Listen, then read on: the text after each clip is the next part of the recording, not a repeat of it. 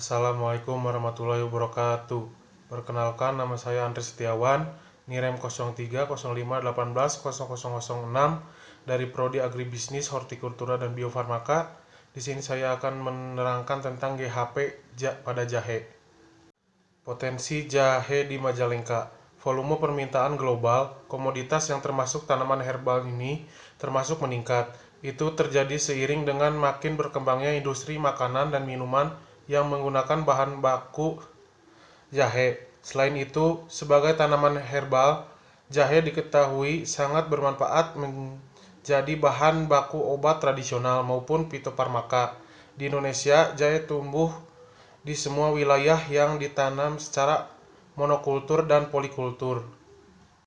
Sejak 2,5 abad yang lalu, diketahui jahe berasal dari Cina. Sudah digunakan sebagai bumbu dapur dan obat. Beberapa daerah, utamanya yang diketahui sebagai produsen jahe di Indonesia, yaitu Jawa Barat, salah satunya yaitu Majalengka. Saat ini di Majalengka sendiri, tanaman jahe ini sangat populer sekali karena harga jual yang bagus, sehingga para petani beralih untuk menanam jahe. Seiring dengan peningkatan permintaan, banyak muncul produk jahe dan areal penanaman berkembang meluas. Sebagai komoditas ekspor, jahe hasil budidaya dikemas dalam bentuk jahe kering dan maupun minyak atsiri. GHP jahe yang dilakukan petani di Majalengka ada 3 tahap. Yang pertama itu persiapan bahan. Di dalam persiapan bahan ini meliputi alat dan bahan, sortasi dan grading. Yang kedua, penyortiran awal atau basah, yaitu pencucian, penimbangan, perajangan, dan pengeringan. Yang ketiga yaitu penyortiran akhir, simplisia.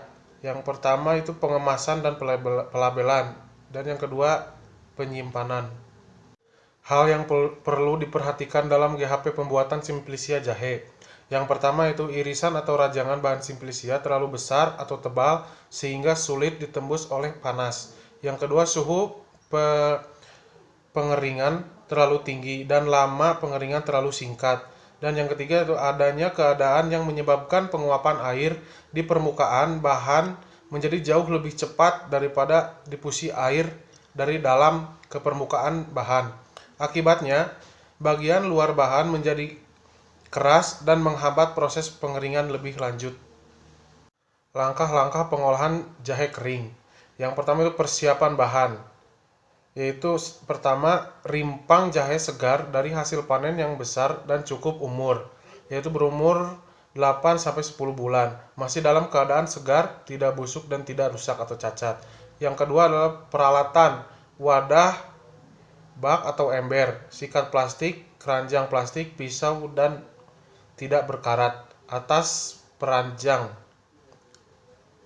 Yang ketiga yaitu alat, tampi, solardier atau sinar matahari, para rak yang terbuat dari rak aluminium atau stainless steel, timbangan, kemasan baru yaitu karung, kantong plastik, tong atau fiber drum, dan label. Yang keempat itu sortasi, yaitu pemilihan rimpang baik dari yang rusak atau cacat dan benda asing. Pembersihan merupakan suatu upaya untuk membuang kotoran pada permukaan kulit sebelum komoditi dikonsumsi atau diolah lebih lanjut. Dan yang terakhir yaitu grading, adalah kegiatan pengeklasan produk berdasarkan karakteristik fisik seperti ukuran, bentuk, dan warna. Penyortiran awal atau basah. Yang pertama, penyortiran dilakukan untuk memisahkan rimpang jahe yang bagus dengan rimpang jahe yang busuk atau rusak, atau cemaran bahan asing lainnya, dan akan diproses atau dikemas dalam bentuk simplisia dan bahan rimpang jahe segar.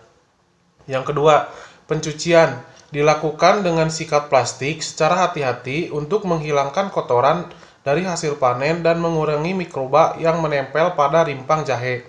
Pencucian dilakukan secara bertahap atau dalam bentuk bak-bak pencucian bertingkat. Tempat pencucian diupayakan menggunakan air mengalir sehingga sisa pencucian langsung terbuang. Yang ketiga, penimbangan bahan rimpang yang terseleksi ditimbang Pertimbangan dilakukan untuk mengetahui berat bersih bahan yang akan diolah. Yang keempat, perajangan. Dilakukan untuk mempercepat pengeringan, dilakukan dengan membujur. Perajangan dilakukan dengan alat mesin perajang atau secara manual, dengan arah rajangan yang seragam, ketebalan 4-6 mm, atau sesuai keinginan pasar. Untuk ketebalan perajangan sangat berpengaruh pada kualitas bahan simplisia. Jika terlalu tipis, akan mengurangi kandungan bahan aktif, dan jika terlalu tebal, akan mempersulit proses pengeringan. Dan yang terakhir, yaitu yang kelima, pengeringan. Melalui proses penjemuran matahari, tempat pengeringan diupayakan pada tempat yang tidak memungkinkan masuknya kotoran atau benda lain, atau minimal 30 cm di atas tanah. Apabila pengeringan belum sempurna, dilakukan pengeringan esok harinya sampai kadar air sekitar 10%. Pengeringan merupakan proses yang sangat penting dalam pembuatan simplisia, karena selain memperpanjang daya simpan, juga membentuk kualitas simplisia. Digunakan paranet saat penjemuran sinar matahari, dan gunakan mesin pengering ketebalan maksimal 5 cm. Penyortiran akhir atau simplisia. Yang pertama, penyortiran akhir dilakukan berdasarkan kualitasnya. Setelah penyortiran, dilakukan penimbangan untuk menghitung rendemen hasil dari pemprosesan. Pisahkan benda asing selain simplisia jahe dan timbang untuk mengetahui rendemen. Yang kedua yaitu pengemasan dan pelabelan. Setelah simplisia mencapai derajat kekeringan yang diinginkan, selanjutnya dapat segera dikemas untuk menghindari penyerapan kembali uap air. Bahan kemas atau kantong diupayakan bersih dan tertutup rapat.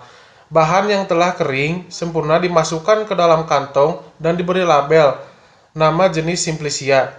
Isi kantong diusahakan tidak terlalu rapat atau padat, atau tidak ditekan.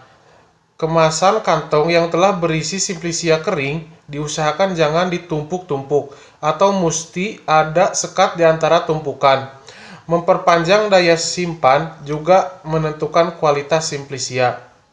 Dan yang ketiga, penyimpanan dilakukan di ruang atau gudang bersih dan sirkulasi udara baik dan tidak lembab, jauh dari bahan lain penyebab kontaminasi, dan bebas dari hama gudang.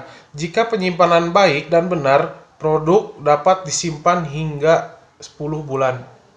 Hanya itu saja yang dapat saya sampaikan mengenai GHP jahe. Kurang lebihnya saya mohon maaf dan terima kasih.